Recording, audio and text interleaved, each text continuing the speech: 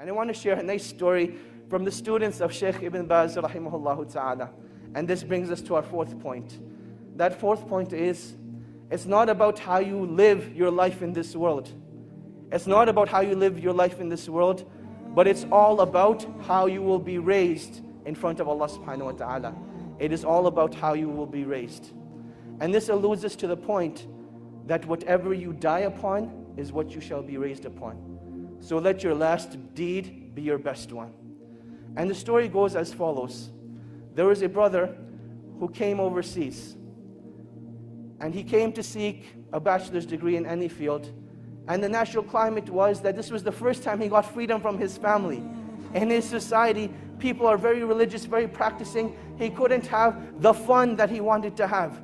So he comes to a place like England. He's in a free mixing university. In a society where no girl looks at you. In fact, there are no girls in your class. Now all of a sudden they're sitting next to you. And you can actually find an excuse to talk to them. Hey, can I borrow a pen? Hey, can I borrow some paper? And conversation becomes very easy. And now that you have a foreign accent, oh my God, you're a fitna for them. And this was the reality that he went through. That he came from a foreign land, and this attraction hit him right away.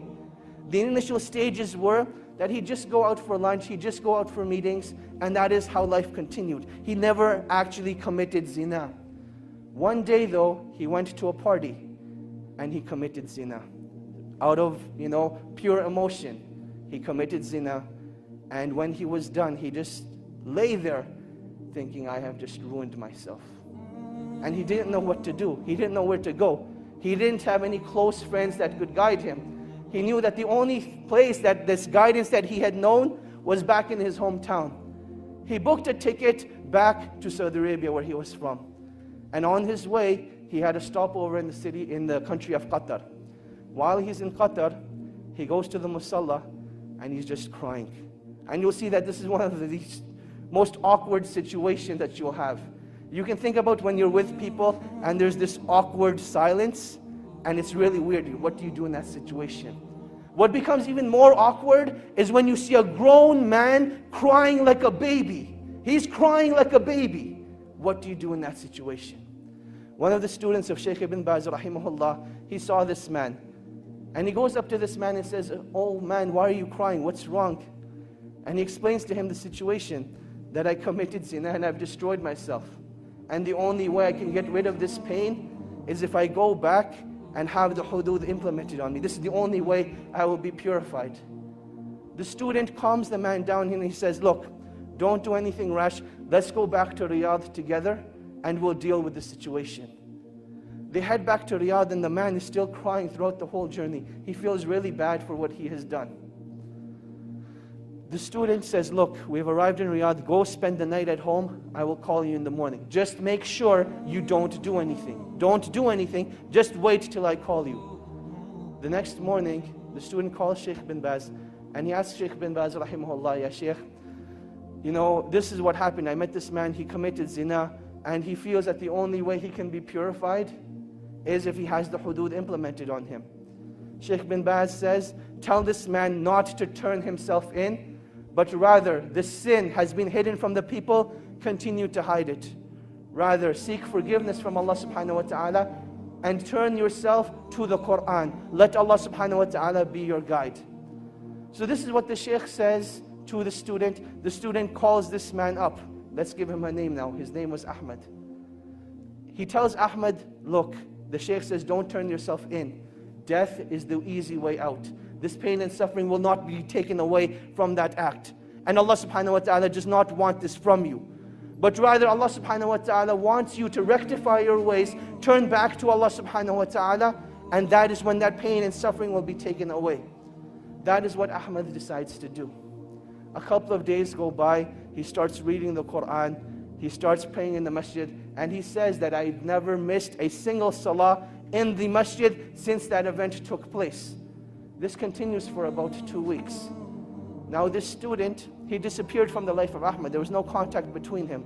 And then one day, he notices that he has a missed call from Ahmad. He says, later on, I'll give him a call. Another couple of days go by, and Ahmad's house is calling now.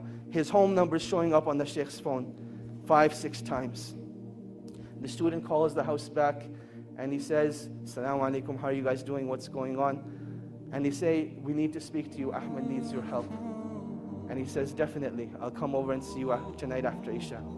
He prays Isha, heads over to the house, and he sees that something just isn't right.